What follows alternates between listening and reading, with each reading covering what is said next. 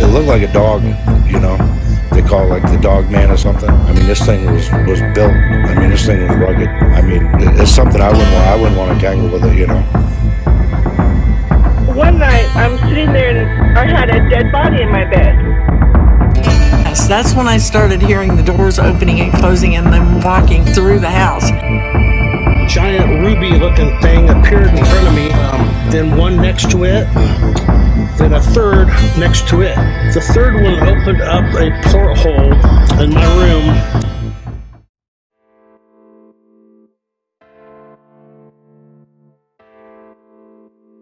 Welcome to Myths, Monsters, and Mullets. I am your host, John Methenkamp. When I started this podcast, I didn't know what I was doing, and I didn't know the direction that the show would take. I really do like the live aspect of how I run my show, but sometimes there can be a lot of distractions and keeping up with the comments, things like that. So I wanted to just have a conversation with my co-host, Copenhagen. So we decided to do a little different segment. And if you guys like it, we'll continue to do it. We're going to call it Off the Rails, since that's where most of my lives go anyway. And it's going to give you the feel of the live without the distractions of the live. So I hope you enjoy it. Please leave a comment. Let me know what you think about it. And if you have a paranormal encounter, you can contact me at mythsandmullets@gmail.com.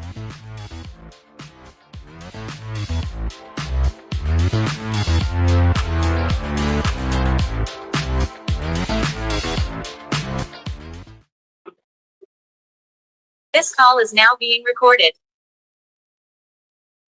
I think we're live now. You're recording? Okay. Welcome to the first episode of Off the Rails. I am your host, John Methenkamp. And I want to do a different kind of segment.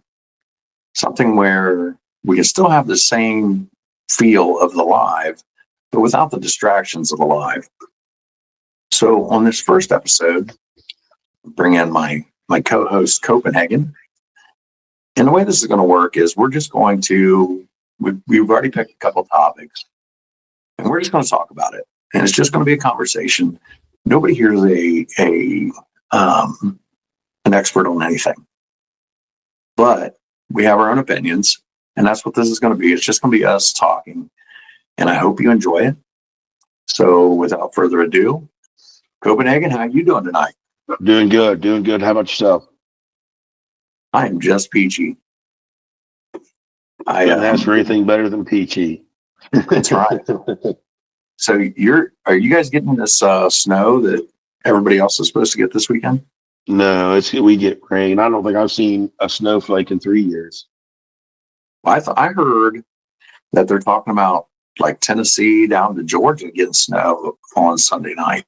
Yeah, they're talking Florida is supposed to dip down into possible teens. They're going to die. They're going to die. Yeah, they are. Yeah, the Floridians they better get their parkas out. Right. Their heat pumps down there are not going to keep up.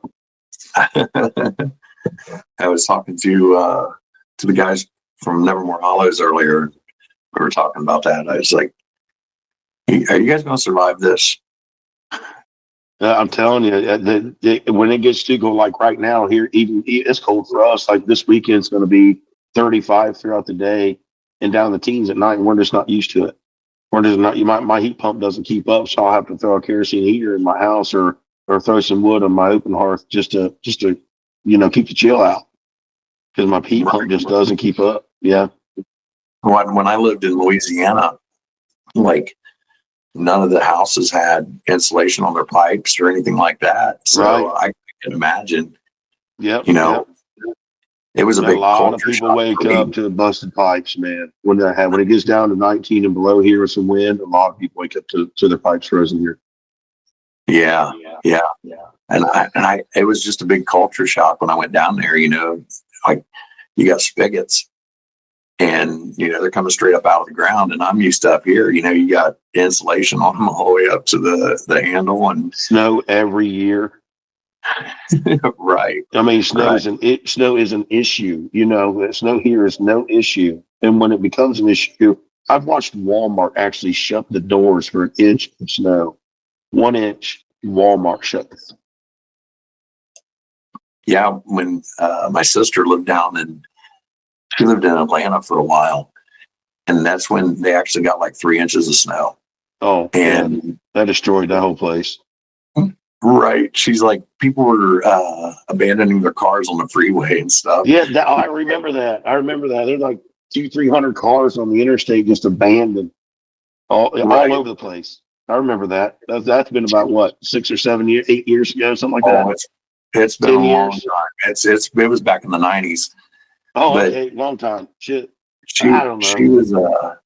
She was working at the hospital or something, and she comes into work, and her boss is like freaking out, like, "What are you doing out there? It snowed." And she's like, "I'm from Ohio. This is nothing." Oh yeah, that's nothing for us to drive in. No. My wife gets all crazy. She gets all weird about the snow. Like the snow, and I'm like, I got to drive her everywhere, and it's crazy, man. People are nuts, and I have a hodgepodge of everyone here, like because of all the military bases and NASA and all that stuff, and being such a big tourist place. Man, everybody's from everywhere here. There's hardly any. You got locals, obviously, but there are a lot of people from everywhere else. Right. And they don't know how to drive. Yeah, I always joked about that when I was in Louisiana. It was like, if somebody spilled their pop from McDonald's on the road, man, these people, they would freak out because of the ice. Oh yeah. But it rains, man. They want to drive faster. You get a good day, they want to drive slower. You got snow, they go brainless. And it's amazing. It behooves me. People they're allowed to get driver's license these days. It kills me. Yeah. So have you heard about these two guys they're from Portland, Oregon, and they went into that, was it Gifford Pinchot National Forest? National Forest. Yeah. And they were searching for Sasquatch. And apparently they left. It was supposed to be just a quick day trip. They left Christmas Eve morning. And when they didn't come back home that night at 1:00 Christmas morning, their family called the sheriff saying, "Hey, we're worried about our family here." Have you heard about this? Yeah, I heard a little bit about it. A little bit. I don't know a whole lot about it because I don't think they're really putting a whole lot out there on it. But what I've heard, and I've heard conflicting stories on ages too. I heard one where a guy was 53 and one guy was 57. Then I heard one was 53 and one guy was 37. So, do you know the correct ages on those guys?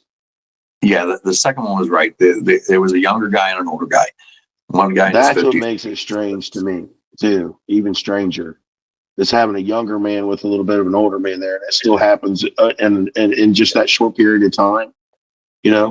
Well, so this is where it kind of gets interesting. And at first they're just saying, these guys went out there, they're searching for Sasquatch, and for whatever reason, they're making it sound like they just got lost and they were succumb to succumb to the elements is basically what they're saying. Right. Like these people, the way they made it like sound, they didn't know how to start a fire or something. They're not coming out and saying this, but they make it sound like these guys were wearing shorts and t-shirts. Right. Talking about how they weren't prepared for the cold weather, but that wasn't quite true. I saw a Facebook post from the sheriff's office that actually they did the search and rescue. So to get back to the story for the people that haven't heard it, they spent 3 days over Christmas. I think there was like 60 volunteers, and then the search and rescue from the sheriff's office out there looking for them. The way they found them was those flock cameras that law enforcement uses, where it reads the license plates, and that's how they figured out where the last one they went, past or whatever. So that's how they were able to narrow their search down and found these guys. And they found them together, succumbed to the elements. That's the story as of right now. And they're sticking to that so far, you know. Right. It is weird. And then all the search and rescue stuff got stolen that next morning. Every bit of their equipment got stolen. The night that those guys were rescued, that stuff got stolen. Somebody cut through the fence and stole all their equipment. That exact Every night. bit of it. That's That weird, to me, man. right there. That sounds fishy. Well, they don't want. It seems to me like, you know, when you got FLIR imaging drone and things like that, they don't want you looking for something. That's what worries me about state parks, is because state parks are so vast and you're limited on where you can go, and it's controlled by our government. And not, man, there's something going on in all of our national forests. There's too many people that just come up missing completely to never be seen before ever again, and too many people that die very mysteriously in our national forest for something not to be very odd going on. I'm sure that you've watched it, but the Missing 411 series. Have you watched that? I have. Yeah, I mean, there's countless. I shouldn't say countless. They just don't know. They don't release the information. No, Of they don't. people that get missing in the national forest every year. And no ranger is allowed to speak of anything. They're like threatened. You know, it's not even like you sign. They're literally threatened that if you say anything at all, your career is over, Jack. You know, Right. so they Right. don't. They literally wait 20 years, retire, then talk about things that everybody wants to say. No, that's not real. No, I wasn't a forest ranger for 25 years in this one national park. You know, come on. So I don't know if I froze up or if you froze up. You never froze up on me. Okay. So we're still good.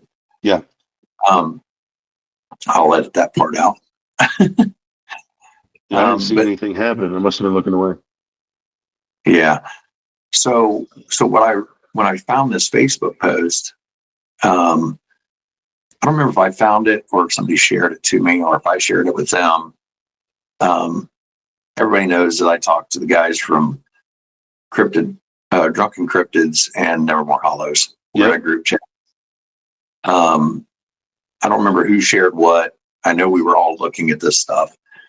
But when I went to the Facebook post and I started reading through the comments, one thing, people are horrible. People are horrible on the internet. Yeah, they are. Yeah, You know, nobody knows what happened yet. And these people are, you know, making comments like the winner of the Darwin Awards. And, you know, we don't know what happened. And people actually lost their lives, man. Like, what happened to the value of life? Come on. Like, why are people so sick? Like, to me, it's sickening. Makes me sick. Right. And so, you know, reading through the comments, and I actually heard this on Drunken Cryptids today because I hadn't checked this Facebook post in a couple of days.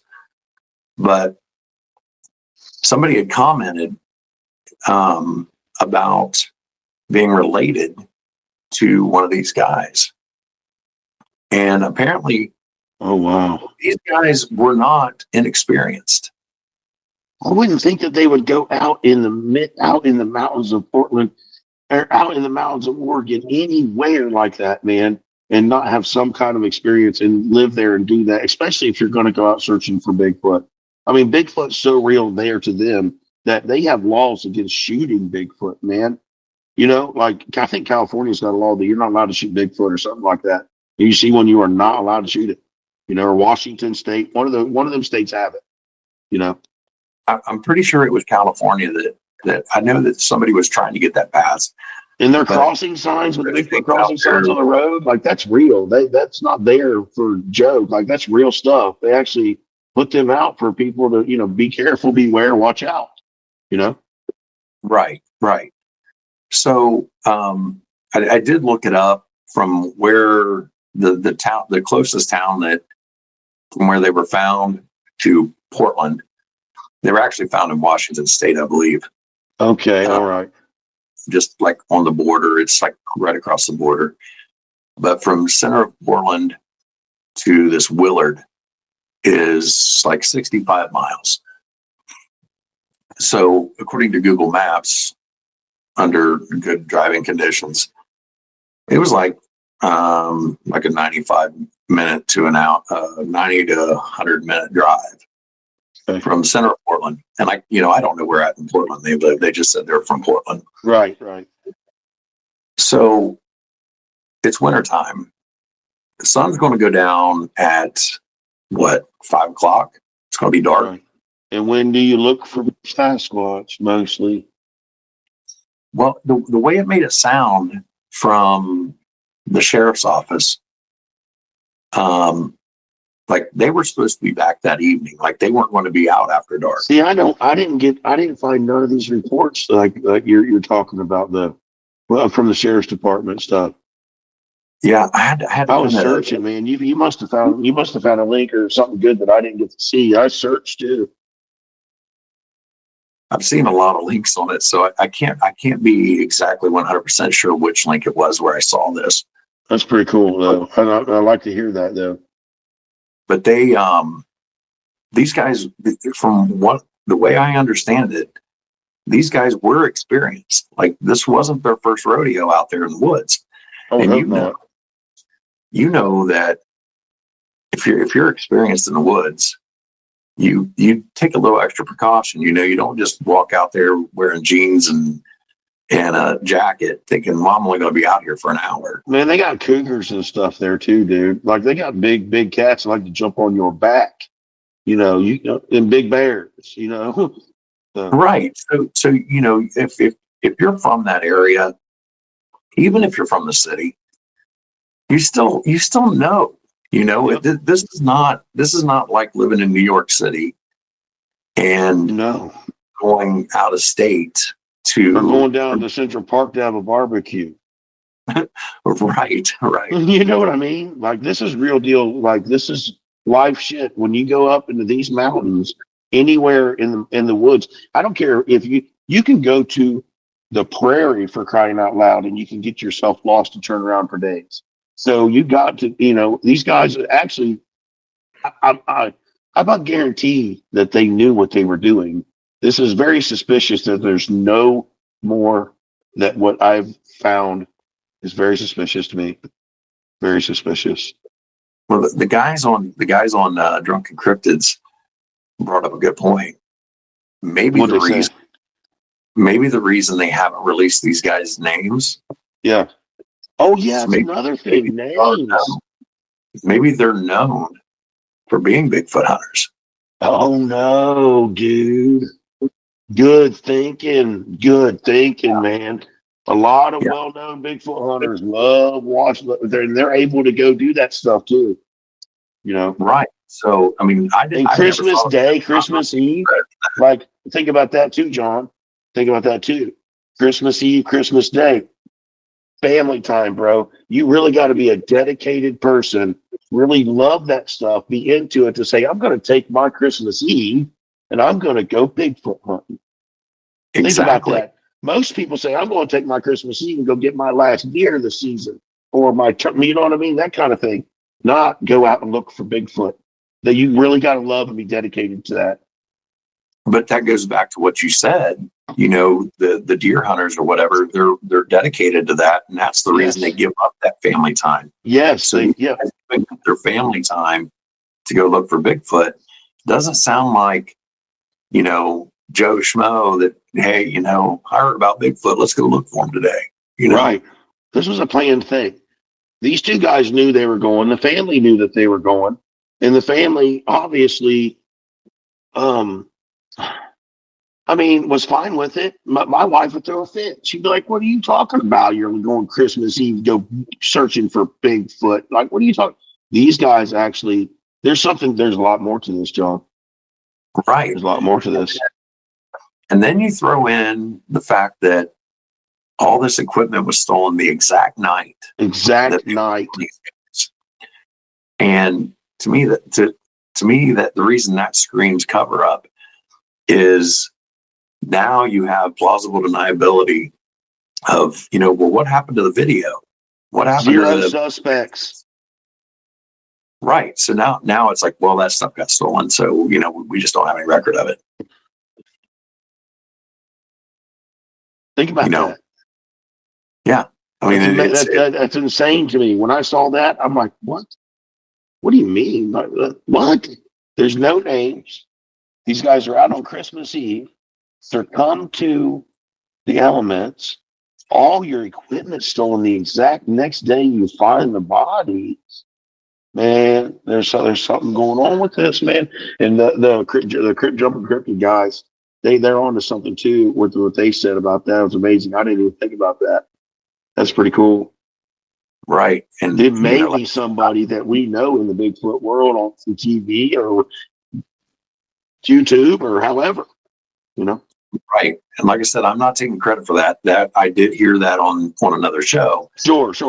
I can't take credit for anything. I hear all my stuff from other sources, and that basically, Right. A lot of my stuff I get from you because I may research, but you have a bigger search engine and a wider base of Bigfoot people. So you will get things more, you will know more than I'll know for sure.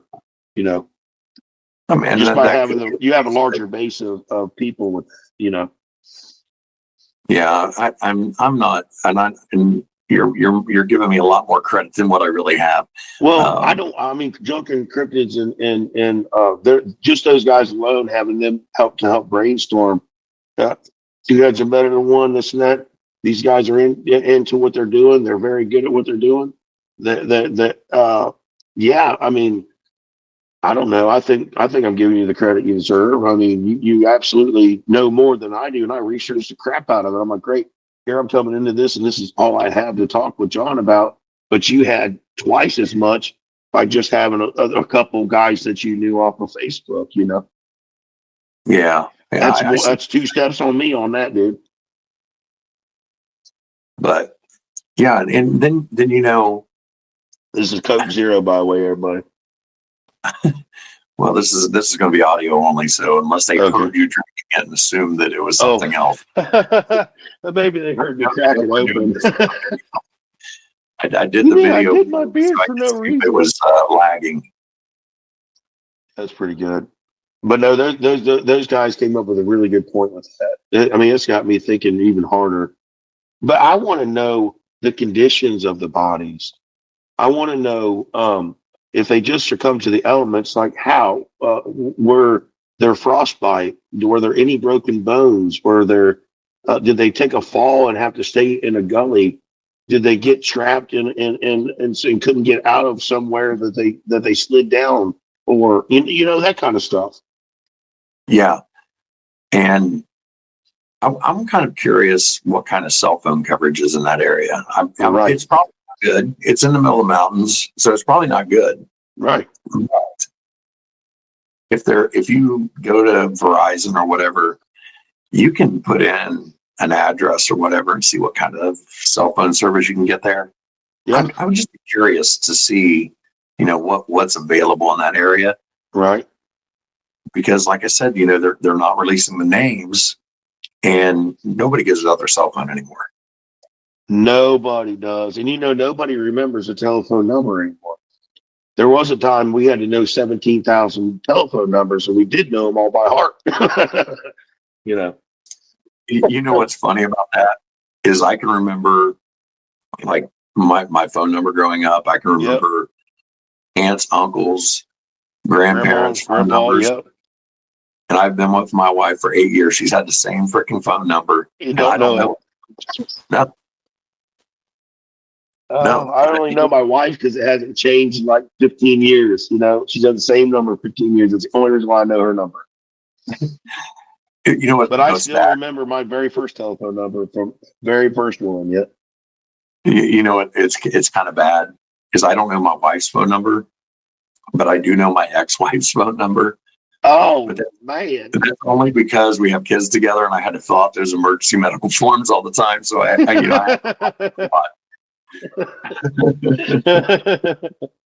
Oh, Lord have mercy. But Yeah. you know, these guys going out and even like we like to camp on the weekends, and where we're camping. Yeah, absolutely. It's literally you can walk from where we're camping to the house in probably, I don't know, 20, 30 minutes. Sure. It's not, and that's just a leisurely walk. Right. It's not the camping we did when we were kids. Right. The camp we did when we were kids, we were in the middle of nowhere, dude. Right. This is 120 acre farm or whatever. Yeah. But we're in the back part of it. But even then, we pack extra clothes in case it gets cold. Yeah. We bring extra stuff just in case. Yeah. So if you're going out looking for Bigfoot and you're experienced, you live in the Pacific Northwest, you're going into a national forest, you're going to bring extra stuff. You're going to bring a change of socks. You're going to bring a change of shoes.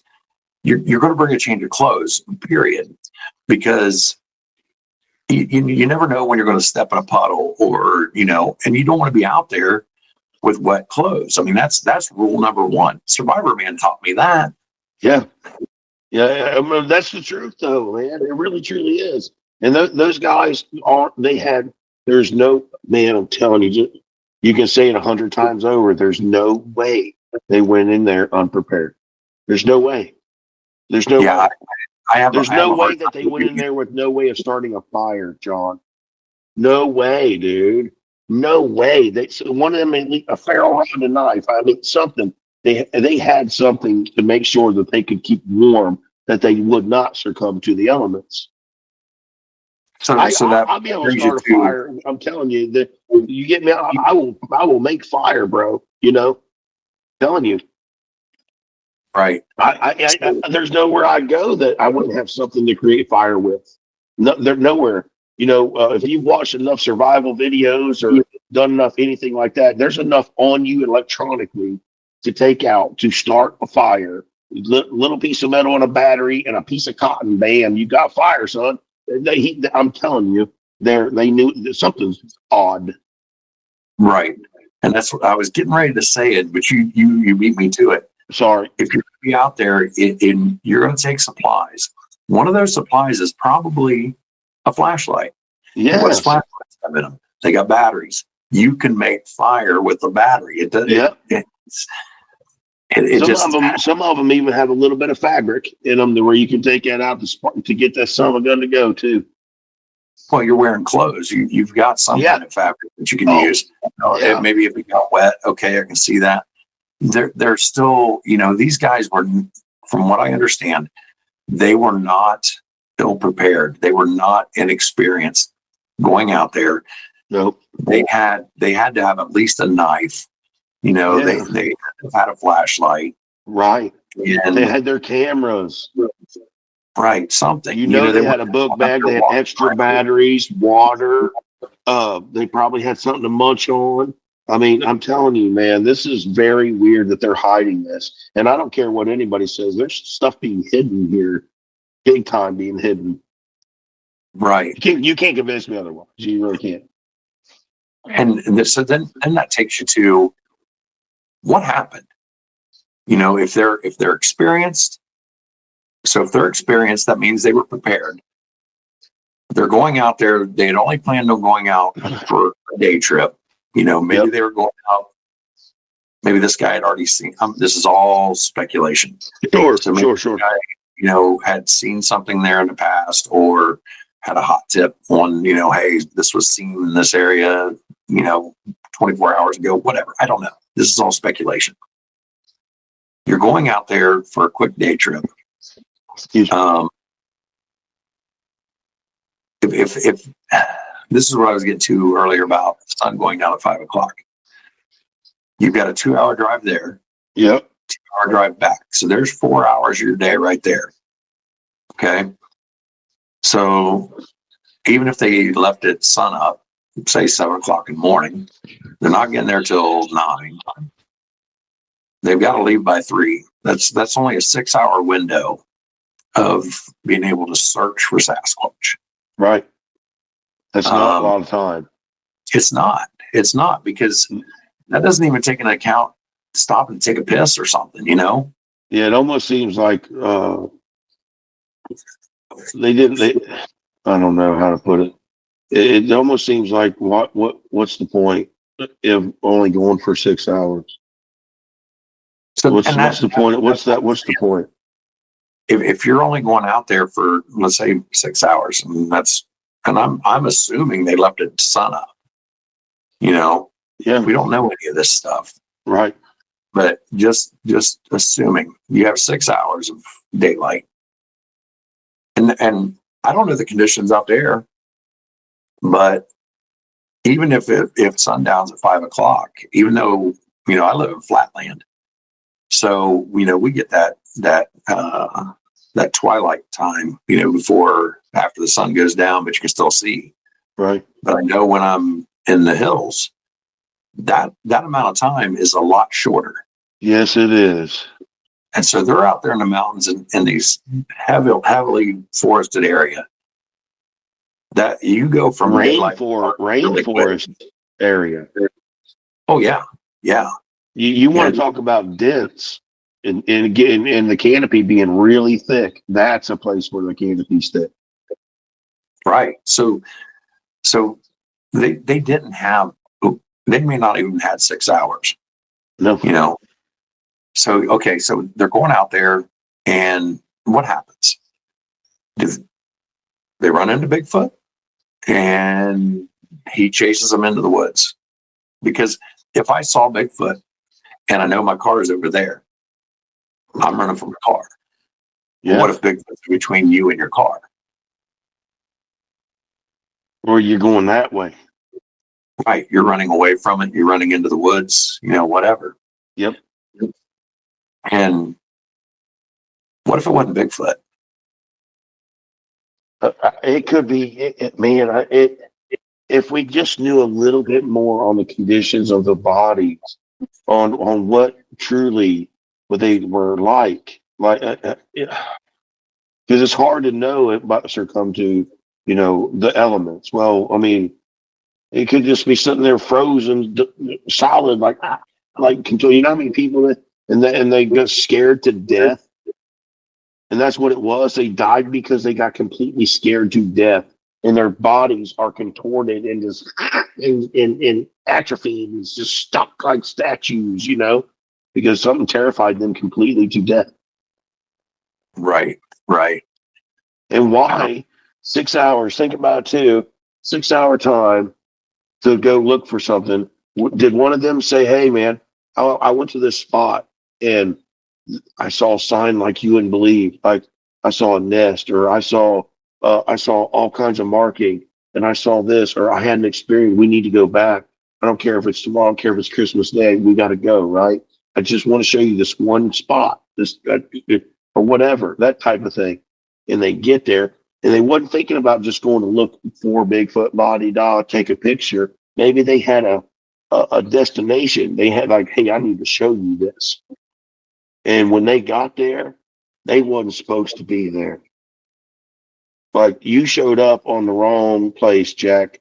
We were waiting for you. You wasn't supposed to come back. We knew you were here the first time. That 4 hour time, man, it seems like they were there to hit and run. Like, go take a look and get out of there.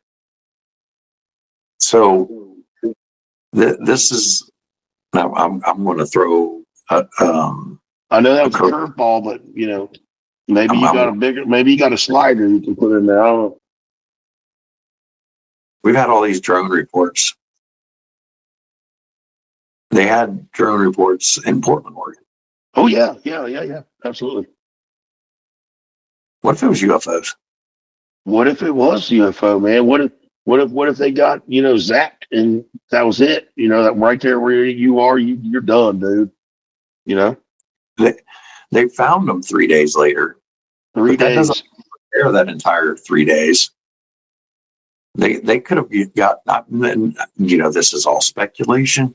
This is 3 days in a national park. You got all those animals that are hungry Somebody's going to start taking nibbles and bites and pieces, and you find the whole bodies are intact. And I want to know more about the conditions of the bodies. That will tell a lot more. They're hiding that. Yeah. And that if they were, like you said, if they were sitting out there middle of winter and the animals, they're hungry. They're hungry, dude. And this is like frozen TV dinner on steroids. Prime time. It shows up and something's going to be eating on them. Yeah, man. It don't take long for an animal to catch your scent. And if they are hungry, they will come right to you. There's no doubt about it. A bear will come right to you if he's hungry enough. And a cat will trail you, and a cat will stalk you if it's hungry enough. And you'll never hear that cat. You'll never know that cat's around you. Yeah, that would be what I'd be most worried about is the cats out there right now. Because I'm no bear expert. I'm not a bearologist. But they should be hibernating. Yeah, exactly. That's what I was thinking. They should probably be hibernating by now. So I don't think it would be a bear. I don't think it was an animal. What would force them off their trail? Exactly, man. They got scared. Something terrified them, and they got lost. Right. So I don't think that they were supposed to be where they were headed. I agree. And so it limits you down to the big cat. Yeah. But I think they ran into something that, because a lot of people will stand and take a bluff charge from a bear, or take a bluff charge from a cat. But I have never in my life heard a story where someone's like, I took a bluff charge from a Bigfoot and didn't crap their pants. You know what I mean? Or didn't run like hell and get lost somewhere, man. The guys on Drunken Cryptids brought this up too. I don't want to take credit for stuff that I hear on other shows, but sure. But a lot of times you hear with Bigfoot, they pace you out. Yes. They like force you to go back to your car. Dogman doesn't do that. No, Dogman doesn't do that. I know. I knew where you were getting ready to go with that. Dogman does not do that. Dogman has no soul, I don't think, man. I think he's a soulless person. I think that's a soulless thing there, buddy. I really do. I think there's more spiritual stuff going on than we think. I think at some point we need to do one of these off the rails about Dogman. Well, I'm down for that, man. I'm all about it. I've been into Dogman for quite a while now. I sent you that thing about that guy that got that one through his window driving that truck, man, and come back and they said we killed one of our assets. Yeah, and that same guy, I'm pretty sure it was the same guy, was on Destination X with Josh Yates. Yep. Destination Truth. No, he has a couple of destination channels, doesn't he? Yeah, the one that's about paranormal and stuff, I think it's called Destination X. I'm gonna have to check that out. I've never seen Josh Gates have any paranormal shows. Oh yeah, and it's a pretty decent show because they have the one guy, he's the scientist and he's the skeptic about everything, and then I want to see that episode, man, because I've listened to that guy's. I've listened to that thing 5 or 6 different times, because he talked about that thing. He's in a semi truck and he's talking about that thing, his head being over eye level, right? I mean, the eye level, and he was looking down inside of the semi truck as he's running beside the semi truck, looking down into the truck. Right. Arms not moving, and he's still keeping up with the semi truck, man. He said the hands were like raccoons' hands, real long fingers. Yeah, let's do a show at some point on Dogman. But I'd like to go back to if we don't start knowing conditions of bodies with these guys, we're going to be at a dead end. we can name anything under the sun. We just don't know.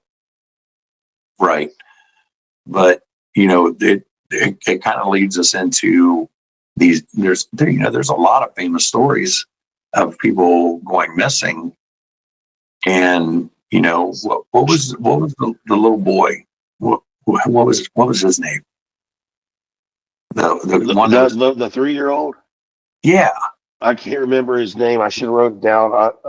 I know the story well, but yeah. Do you want me to tell a story or? Yeah, go ahead. I can't remember the boy's name. You can look it up just by typing in, what I talk about.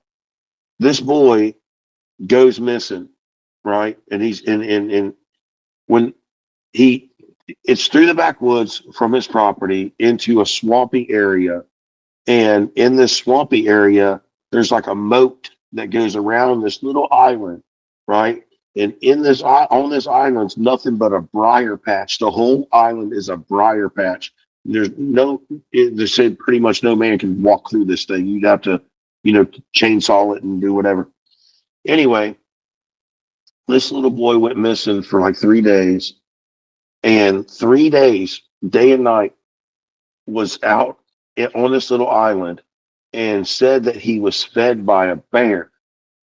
Okay, he said he hung around with his bear and and this bear was feeding him. Now, where they located this boy through the woods, and the reason why I say this was an island with a moat because it was a little teeny island with water all the way around it, and the rescuers said that the water was up to their shoulders and necks trying to get to this island to this little boy. Right? Now, why would a bear swim back and forth and help this little kid without just eating this little kid? Bears hibernate. We know that. That makes sense. I think this little boy got taken care of by a Bigfoot, man. I swear, I think a Bigfoot, and this little boy got lost in the woods, and this Bigfoot cared for this kid. He might have been being nipped at by some coyotes or something crazy, and they found some cuts and scrapes and bruises on the boy. But other than that, there was nothing wrong with this kid. And then you got these two dudes go out for a day trip and succumb to the elements.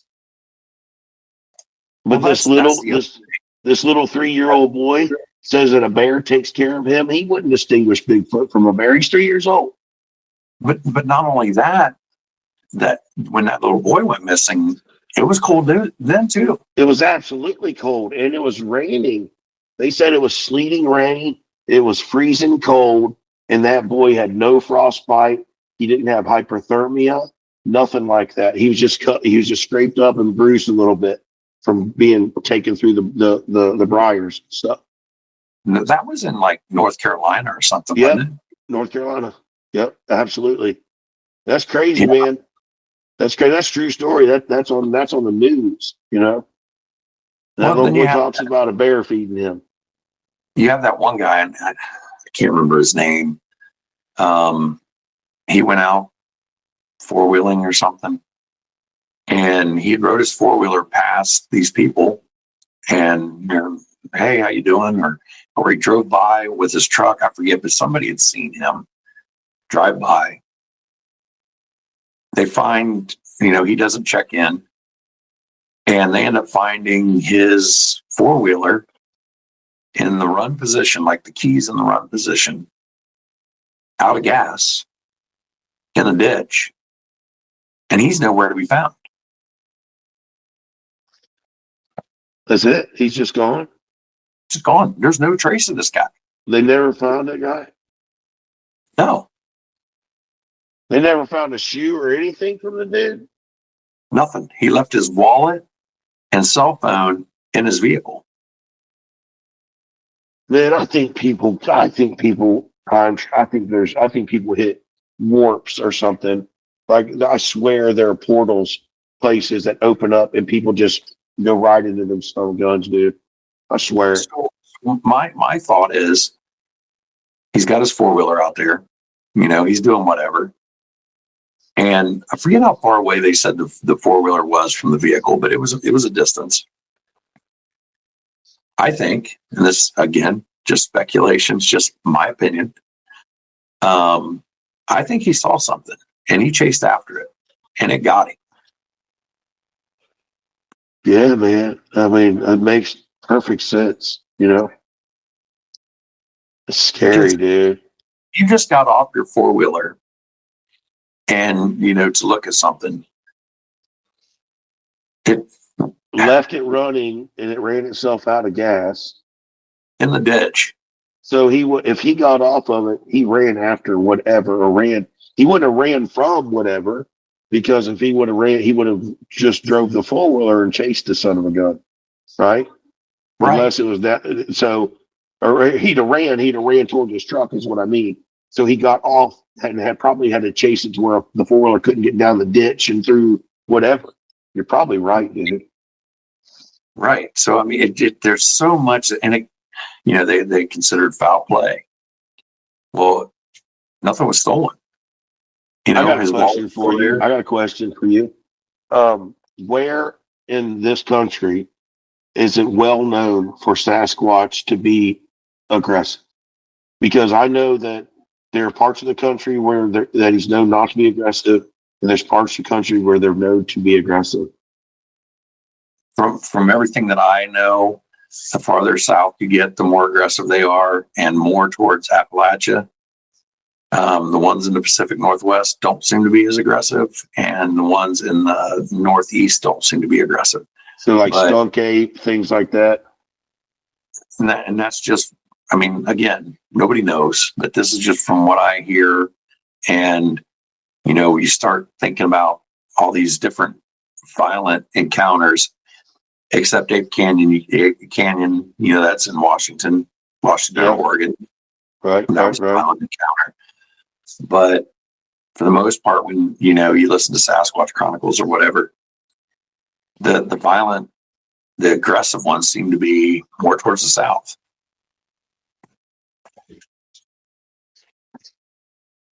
And in your area, maybe you're stealing all their food. I mean, there's plenty of game and stuff. I don't know, man. It's just,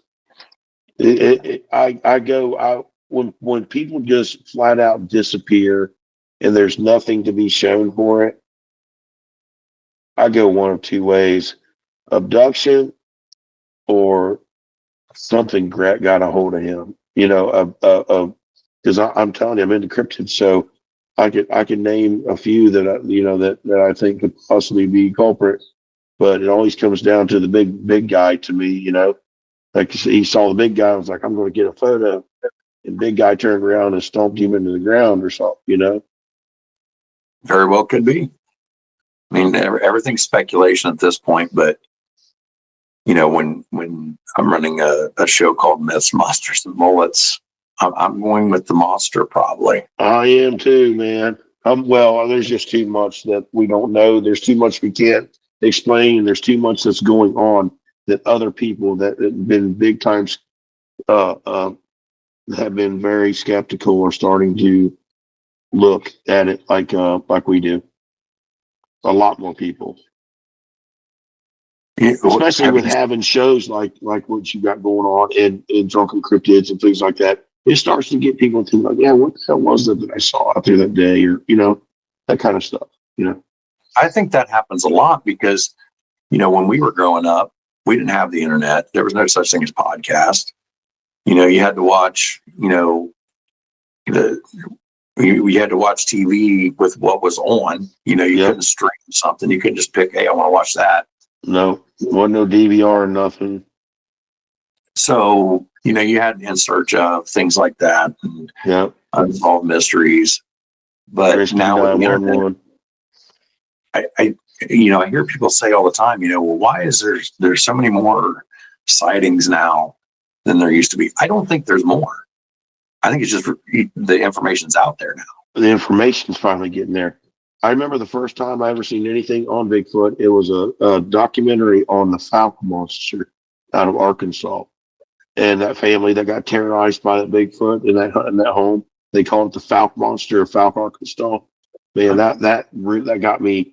That intrigued me from then on out. But it was like you say, back in the 90s, 80s, 90s, and you see something like that, you're like, man, oh my God. You tell me, well, and you never see it again for years. Now you can type it on the internet, and I can watch it back from 1992. It's crazy. But So, that's what you know got what? me like thinking about that stuff. You know what's funny that you bring up the Falcon monster What's that? is that's in Arkansas. Yeah. That's where the Drunken Cryptid guys are. They're in Arkansas. Oh, no And doubt. so I'm listening to, I was listening to another podcast, and they were talking about the pyramids. I like the ancient Egypt stuff too. I do too. I'm all about that stuff too. Very much. Yeah. But that stuff like ancient history and Yep. stuff like that. That stuff just fascinates me. Me too, buddy. There's a whole nother world before us, man. There's a whole nother. So they're talking about, And the giants, bro, like how the Paiutes killed those giants in the caves out in Utah, and they end up finding those 3 giants, and they actually have their bones and everything. Them dudes were 16 foot tall, bro. 16 feet. Every bit of it. Red hair still stuck to them. Remember they burned them in the cave and left them in there? They were in there digging out bat shit and ended up finding them. right. So I'm listening to this podcast, and they're talking about how the pyramids are on the 33rd parallel. Yeah. I got to thinking about it. The 33rd parallel runs through Arkansas, through Falk. Isn't the 33rd parallel also the DMZ in Korea?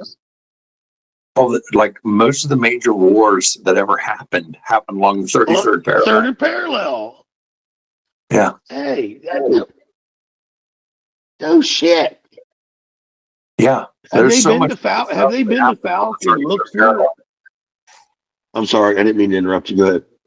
No, there's just so much weird stuff that happens on the 33rd parallel. And it dawned on me. I was like, I'm pretty sure the 33rd parallel is pretty close to the Louisiana Arkansas border. And I wasn't sure where Falk, however you say it. Falk?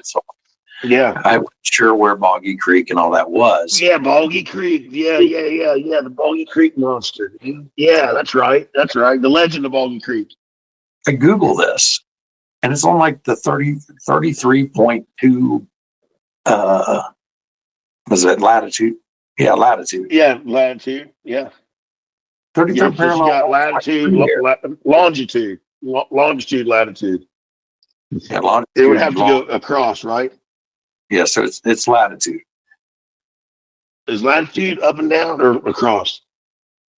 Longitude's up and down because it's long. It's because longitude is the same distance. All the I had that backwards. I had latitude, longitude completely backwards. But either way, it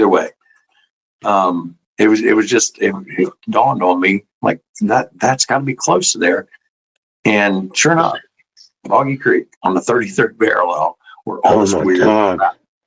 And landlines, anywhere landlines lay, you're going to have activity of all kinds of activity. You're going to see things. You're going to have orbs. You're going to have spirits. You're going to have, you'll probably have Skinwalker for all I know, man. It seems like, what the Frog something ranch, you know what I'm talking about? Blind Frog there you Ranch. go, Blind Frog Ranch, along with the other one. Dang it, I'm drawing a blank right now. The Skinwalker Ranch. And then there's a whole nother one, right? But they all are on landlines, where landlines intersect. What are you laughing about, John? I do watch that Blind Frog Ranch. I do watch. Can't say it for some reason, but I do watch it.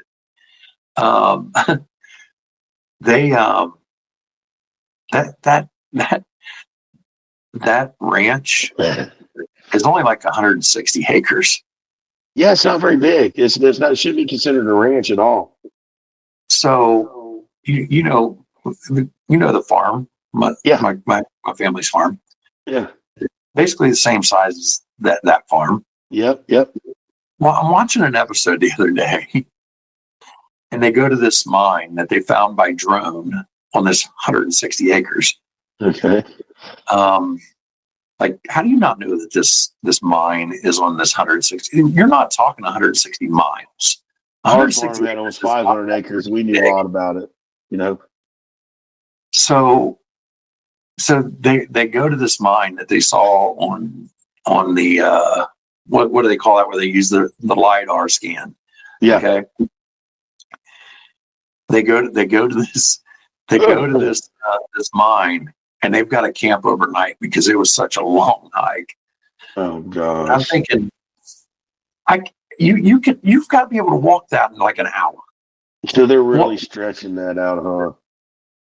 Yeah, that one. Like, Let me ask you a question.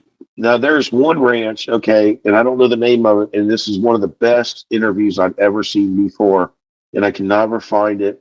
There was a dude that lived in this house in a ranch by himself, and he talked about how aliens, gray men, would come in on him, and the only way he could kill them was cut their heads off with a sword. You know what I'm talking about? That was on the confessionals, bro. I saw that dude's actual interview with that guy at that place. That sounded very convincing to me, the way this guy was talking. Like, he was very serious about this, man. He was very serious about this. He was talking. I think that was in Arizona. He convinced me that he was killing these things with a sword, for real. I'm convinced that he actually had killed these things. Yeah, he was saying they were coming through portals and stuff, and I forget what Tony called that show, but it was something Slayer or something Killer. I don't know. But yeah, he was talking about these aliens coming up, and the only way you could kill them was basically like the Highlander, and cut their head head off. off. Samurai sword. Yeah. And he said the only way to kill them, he had to cut their heads off. And he was not joking. He said he killed 6 or 7 of these things, man. He waits for them, he said. Yeah. It was like something about like the portals would open in his house or something. Yes. And he come in while he's asleep come through and chop their heads off. Yep. Yeah, he was serious as any man having a stroke, dude. Like, I believed him. By the time it was over, that man had me convinced. And I don't believe just anything I hear, but this guy was very convincing that he was actually killing these things, man. Like, he had me believing it, because that wasn't the only activity that was going on at this place. Right. He was seeing stuff and everything. Wasn't he had something like time slips and stuff? Like, yeah, he would lose time. All kinds of things were happening to this guy, all kinds of stuff. It reminded me of the ancient Ram Inn, that guy that lived in the ancient Ram Inn, like that from the medieval times, oldest house in England. And he would talk about slipping into portals, and how he had incubus and succubus and all kinds of different things would show up. And and that's what it would remind me of, how he would have to fight off these things. But that dude lived in that house, man. Like, he brought that on to himself because he lived there. That place just looked like it was the most haunted place in England, man. You know what I'm talking about? Yeah. You see the ancient Ram Inn? Yeah. That's probably the oldest house I've ever seen in my life. It's like still put together. It's like one of them houses you see on Harry Potter, where it's like standing cockeyed sideways and stuff, Seriously, it really does. Got a whole thatched roof with hay, It still looks like that. Yeah. They use that Wingardium Leviosa to put the thing up.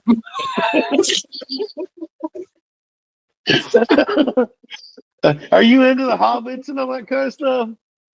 The Hobbit, I like the Harry movies, Potter, the Hobbits and stuff. Lord of the Rings. I love that stuff, dude.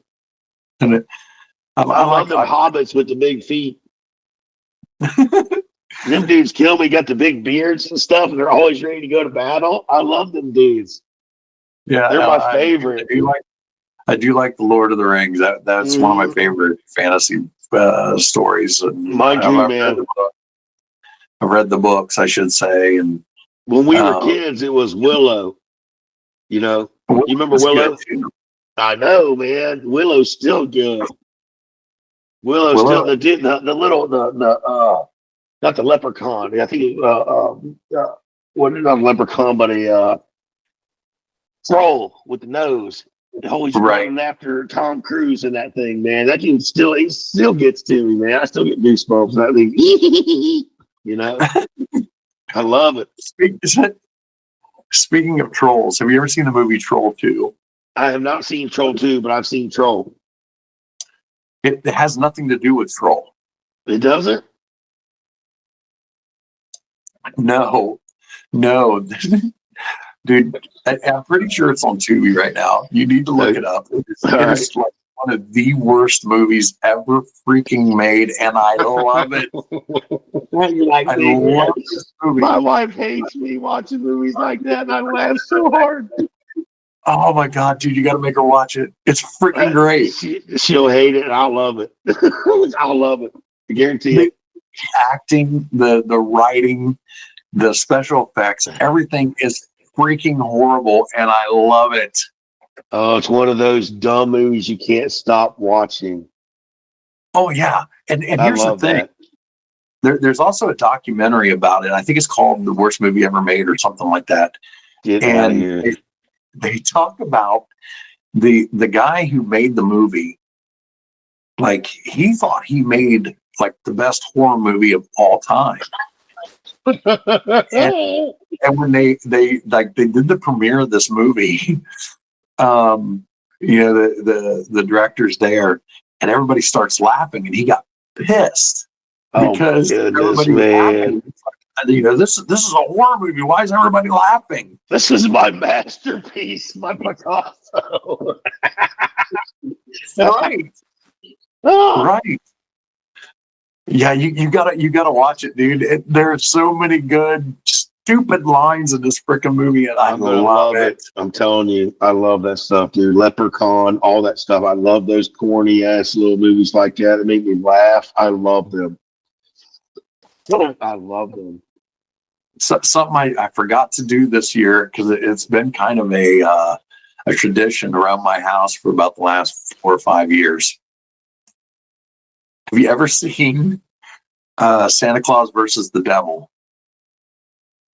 No, I don't think so. Sounds interesting, though.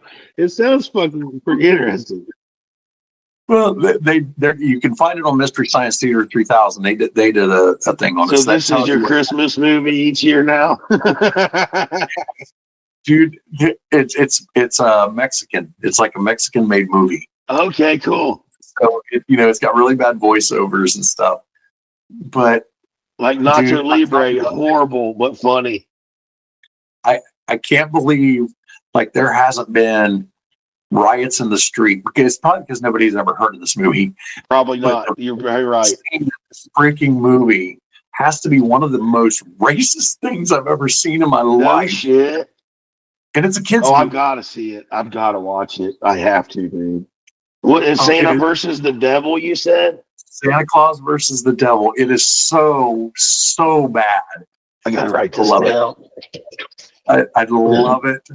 I usually make my wife watch it every year, and I forgot to this year. Gosh, man, I got to see that, dude. Hey, we need to talk about the fog, dude. Oh, yeah. Look, we got off the rails. That's what this show's about. That's right. Off the rails, dude. That's why it's called Off the Rails, because we do this quite a bit. We do. But I do get a lot of positive feedback when you and People I do laugh, get off man. the rails. People laugh. I like to laugh. People like to laugh. It's the key to life, dude. If we can't laugh, you can't be serious all the time. It would suck. Right. Life would suck. Like shows like Sasquatch Chronicles, where Wes is usually maybe sometimes in his opening, sometimes in his outro, he'll crack jokes and stuff. But when he has guests on there, it's very, very professional. And sure, I get that. I totally get that. When I was on your show, I was being as professional, as real as I could tell you, man. I mean, I wasn't, it wasn't like I was trying to be joking or anything like that. When I first came onto your show, was telling you my story, I was being as that's how it should be, when you're doing stuff like that. And I agree. But when you got it named off the rails and you can do this, it's fine. I try to be, as professional as possible while a person's telling their story. Sure. But I have this, there's something in me. It's a mechanism. You have to say, you have to joke, you have to. It has to come out of your mouth or you're going to die. Exactly. I know. Exactly. I'm the same way. I'm the same way. I feel bad sometimes because, you got these people coming in and telling their stories. And some don't get the joke. I'm trying so hard not to laugh. And it's not that I'm laughing at them. It's because I thought of something funny to say. And I'm with you, man. I'm there. So I hear you. I programmed this button on my soundboard. That's what she said. Oh, dude. You've got to be using that in the lives and stuff, bro. You have to. You should throw a couple of those in there. You need to throw a couple in there. I think I want to download Michael Scott saying it, though. So it, doesn't sound like I'm a ventriloquist. Or when someone gets something right pretty good, you can get that basketball horn.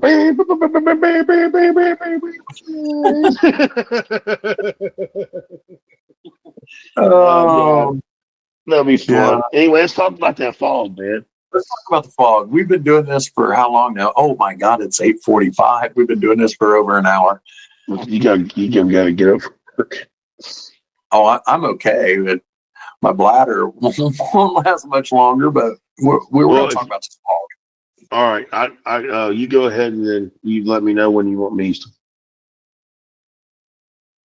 No, I don't know who all is.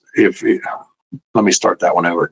I don't know how much you've seen of these videos of the fog, this weird fog that they're reporting all over the world. Myself, I am just now seeing them, but this happened to me 2 weeks ago. 2 weeks ago, man, I even had my wife on the back porch with me at 2:30 in the morning. I tell you, I like to go out and stargaze, man. I like to watch stuff. I've seen the International Space Station. I watch meteor showers all the time. Man, it was 2:30 in the morning. I go out and it's a full moon, complete full. And I go outside, man, and it was like it was snowing. Okay, the fog had come down. It was snowing. I could see the particles in the snow in the sun or the moonlight, right? You could see it in the moonlight, but they were bigger than normal, not damp, and I could smell a chemical smell. And instantly, my brain just told me instantly, man, go in the house. Immediately. Now, this is before anything came out about no fog or anything, man. And I never even said anything to anybody. I just told my wife to come out. You smell this? I thought somebody might have been burning something and it was mixing in the air, right? That's what I thought. Now, I'm thinking differently, man, because after that, we didn't see sunlight for 4 days. 70-degree days, and it wasn't burning the haze off, man. Film on the cars. My sister-in-law is so sick that the doctors can't figure out what's going on with her, and she can't even swallow her food. Her throat is so bad. My wife's been sneezing constantly, head stuffed up. I'm stuffed up and sniffing all the time, and it's been like that since that night we walked out into that shit at 2:30 in the morning. And I'm telling you, man, it's like when you go to the pool and you suck some damn chlorine up in your nose, cough and choke on it, and an hour later you get that little bit of hint of it still burning in your nose or something. That's what it was doing to me. And that's what it did to me. And this was 2 weeks ago. This was before any reports were ever coming out about this stuff. And I didn't know anything about it. Wasn't even thinking about that. Now I know I saw it. Now I know I experienced it. I know what that shit, Yeah, I've seen a lot of videos and the same thing that you're saying about the illness, the burning of the mouth and nose and throat, and people getting sick, and that it looks like snow. Like when you see people shining their flashlight through it, it doesn't look like fog. It looks like freaking snow. Yeah, there's particles. You can see the particles. That's what I kept saying. I'm like, I got to get out of this. My mind was telling me, my gut was telling me this isn't right. My gut just straight up told me, man, turn right, and I did. I swear to you. So I got some weird sixth sense with my gut, man. I follow it and it works. It always has. Got me through life. so there's a lot of theories going around about it. One is the chemtrail thing, which I've I'm a seen scientist. chemtrails 100 times over, man, and I've never had that ever come down and do that before. Never. I've seen the Right. chemtrails. I've got videos on TikTok of me catching chemtrails, 7, 8, 9 different planes at one time, man, coming from the ocean. Now coming right off the ocean, great big 747s, dude. And this was not like any. This rolled in and stayed. You know, it stayed. It didn't dissipate. It rolled and then it was gone.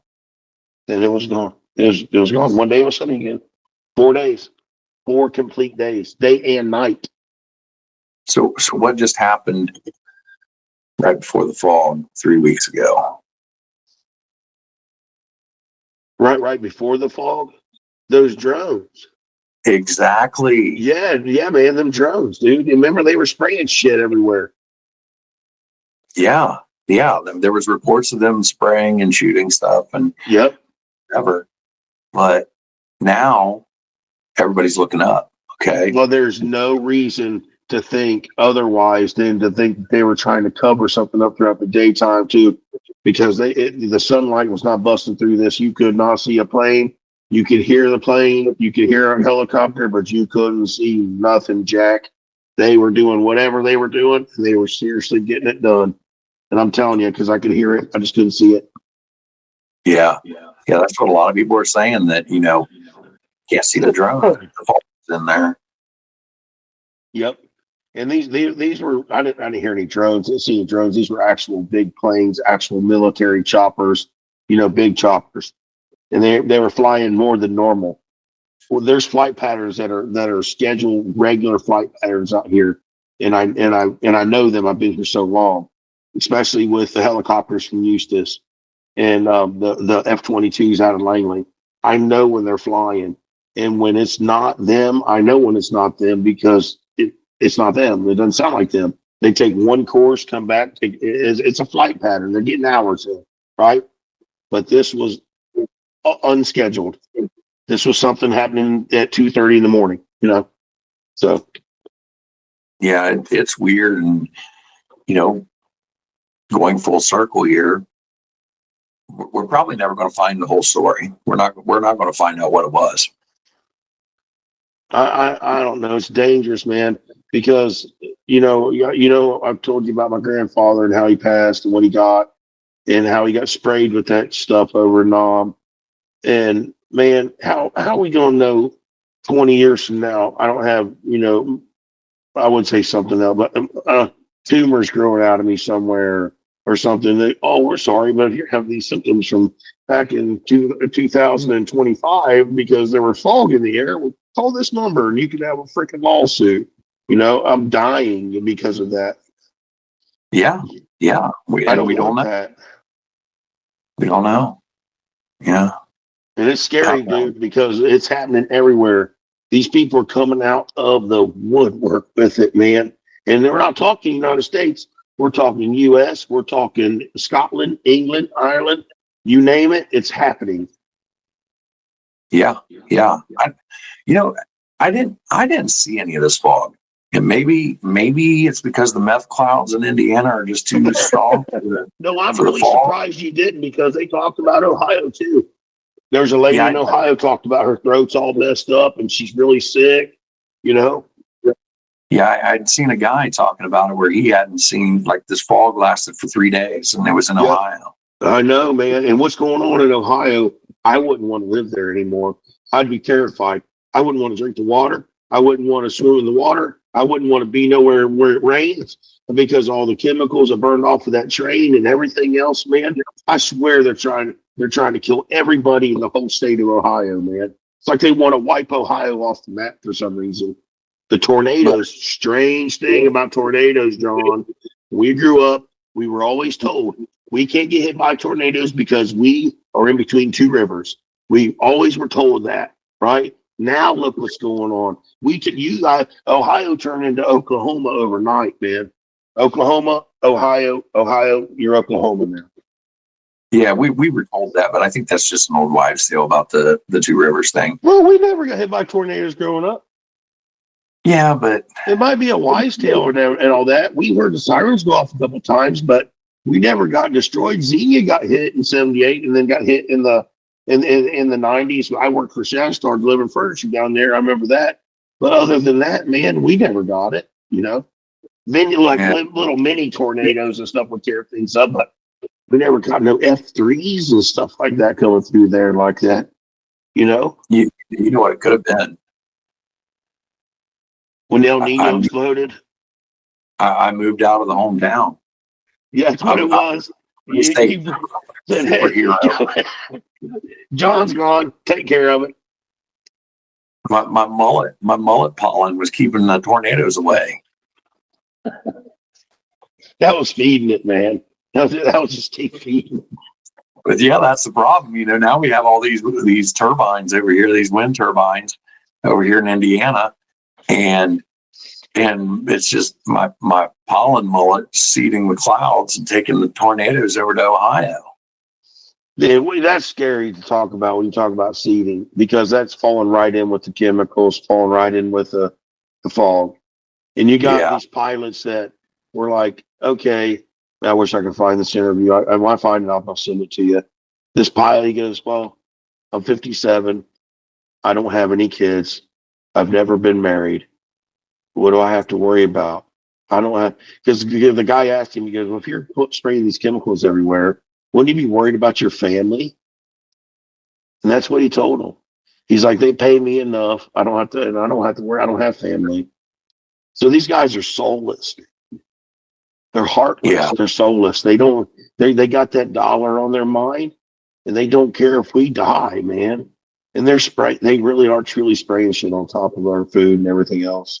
It's like when they went to no-till. I never trusted that. I never trusted no-till.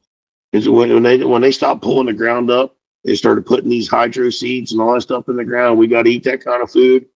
No, the animals don't even eat it, John. Right. Just like margarine. I can't believe, like, I want butter. I really do. Right. And where did it go? Cooking with real fat, real animal fat, man. I'm a butter guy too. I can't change my ways of growing up. We grew up eating right before the stupid health pyramids showed up and started killing everybody. That pyramid, that's to keep you sick, to keep doctors employed, to keep everything going round and round and round. That's a bunch of horse manure. Well, they called it the food pyramid. Food pyramid, yeah. That implies that there's at least two other sides to that thing, and I'm pretty sure that's where the Reese cups are hiding. Yeah, good one. Yeah, and the ice cream, man. They don't say nothing about ice cream. I want to see those other two sides, because the food was a lot better on those other two sides, I bet. Yeah, we got introduced to all the bullshit growing up with our generation when it came to hydrogenated fats and sugars and yellow dye number 5s and all the good stuff. That started in the 90s.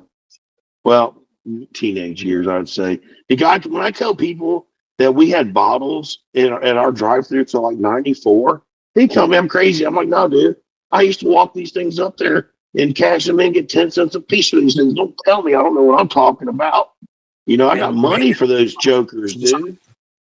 That pop was so freaking good. Right. On those glass bottles. The long necks, the tall ones. Yes. Yeah. When everything went to plastic, I hated it.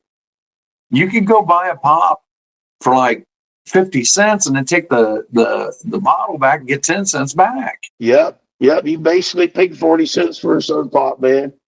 Those are the days back then. You could go through the drive-thru, $2, get you a 6-pack of soda, 6-pack of cans. 6-pack cans, $2. You could also walk into the local grocery store with a note from your mom and buy a 6-pack of beer. I used to do that. I was one of those kids.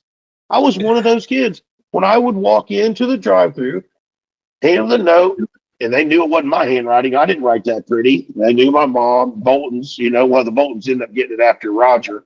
And Roger, they didn't care, man. They'd send me. I couldn't go with alcohol, but they would send me home with cigarettes. You know. Oh yeah, yeah. All right. Well, I think Anyway. this is a good place. I think this is a good place to I don't pull think this we up. can go any further with the fog until we know more. And I'd like to have another one of these as soon as we find out some more what's going on with these guys. Maybe you can get Drunken Cryptids to come on with us or some of the other guys, and we can have a block party. You know, Yeah. it'd be nice. Yeah. It'd be nice to get 4 or 5 of us in here talking and being able to brainstorm. That would be fun. We would definitely need some kind of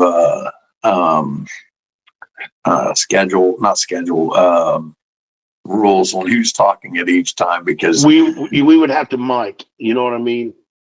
yeah, we would have to. If you're hosting, you would have to go around and say, okay, Howie, what do you feel? Or then you go to Michael and say, Michael, what do you feel? You know, and after that, say, oh, you know, maybe we raise our hand and to be able to counter what someone says or to bring it, you know what I mean? That kind of stuff. We can make it work. It'd be easy. Yeah. I want to poke a little fun at Matthew. It's can't be on a Sunday. It can't be after the Steelers play, because he won't adhere to that 2-drink maximum. I can't blame the guy. You know, why not? There's nothing wrong with that to me. Nothing wrong with that at all. Live your life, brother. You know. Well, I'm sorry. I meant. I said Michael. I did, didn't I? I said Michael. Yeah, you did. I knew. Sorry, my bad. That's my bad, Michael. Matthew. Matt, I did that on purpose. So I need to follow. So if I'm going to see what you're seeing on Facebook with the updates, I'm following the Drunken Cryptids and I'm following Nevermore Hollows already. Yeah, it wasn't. They didn't post it. It was in a group chat. No, Drunken Cryptids dropped a new episode today, and they were talking about it. Okay, cool. I have to watch that, man. All right, John, I'll let you end this, dude, because I know you got to work tomorrow and it's late. Yeah. We just hit 9 o'clock, and I could talk for hours, dude. Honestly, I sit alone by myself a lot. I could talk for hours. Well, we're going to do this again. I'd really like to do this again. I had fun. Yeah. Well, Copenhagen. Anytime, just hit me with topics, dude. Like, if you want to talk a couple topics, I'll sit and do what I did today, get my research down, get my pen and paper, do what I did, and hopefully we have more to go by. You know, I'm glad we had what we had. I'm glad you had the information that I didn't even know about, you know. Yeah, I'll give you more than like a 6-hour head start, too. Hey, I had the time. You know what I mean? I'm good. Well, I literally thought about this morning because I was listening to Drunken Cryptids. It spurred this. It was like, because this is what they were doing. They were kind of doing like a little round table thing. Yeah. I'm like, you know, as much as we get off the tracks, which is where I came up with off the rails. I like it. I like it. It's working. Yeah. I was like, we could do this because this is how we act in the live anyway. But now we don't have any kind of, the distractions, man, with all the gifts and the gifts are good, but all the people trying to get their word in and hoping you read it, and you hear it, and then they type it again, think you didn't see it, but I know you see it. You just can't respond because you're trying to listen to somebody tell the story. And I get it, man. This is cool. I had to download it 5 minutes before you came and got me because I'm stupid. And my wife goes, "Hey, you might want to download Google Meet, or you're not going to talk to John." I said, "Thanks, man." So literally, man, 5 minutes before we got on, I was downloading that bastard. All right, brother. Man. I'll let you go, man. You have a good one. Hit me up. Let me know when you want to do this again and what you want to talk about. And let me know what's up for Sunday, topics for Sunday, what you want to talk about. Right now, I think I told you I'm about 99% sure I have somebody lined up. I hope so. I hope she comes on there, dude. Yeah, me too. I really hope that. I hope she comes on there, bro. She had said that originally she was going to come in during December, but with family and Christmas. No, I get it. That's what happened to me. You know, my birthday, Christmas, all that. It just fell right into it. I wasn't that so on that last Right. live for sure. I couldn't. There was nothing I could do. Right. But hopefully she comes in, man. This is a time where people are going to be sitting around. It's cold. It's not a Monday after work. You know, I think the only reason why I said the other day to you about Mondays is because you know what a Monday can be like. You get home, you can have a terrible Monday. By 7:00, you're just unwinding like, oh man, you know, I forgot about the live, or you know, Tuesday. Did you try Tuesday? Did it work out better for you? I haven't tried any other day yet. I did go live on Monday this week just because I couldn't go on Sunday because of the weather. And did that do okay? I had a couple people come in. I had that guy from Lodge Tales, the Native American from the Blackfoot tribe. Oh, I haven't watched that yet. I got Blackfoot in me, man. Oh, really? Yeah. Yeah, I think he came. You know, I'm a direct descendant of Annie Oakley, bro. Through my grandfather, I'm a direct descendant. She's actually a cousin of mine. Oh, that's awesome. Yeah, pretty cool. That's it. I ain't got nothing cool. I ain't cool, man. Don't think I'm cool, man. I'm not cool. Okay, I'm not cool. No, I'm not cool. All right, I'll let you go, bro. We're enough joking and smoking. I gotta go.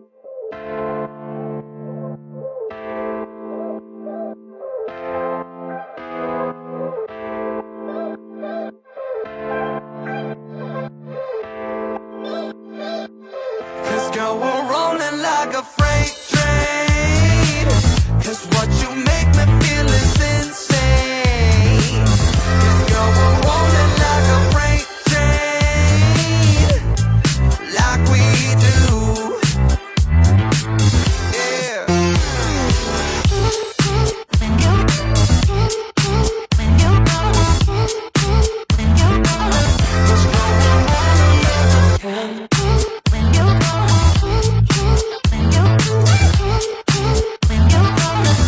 Saw you walk through the door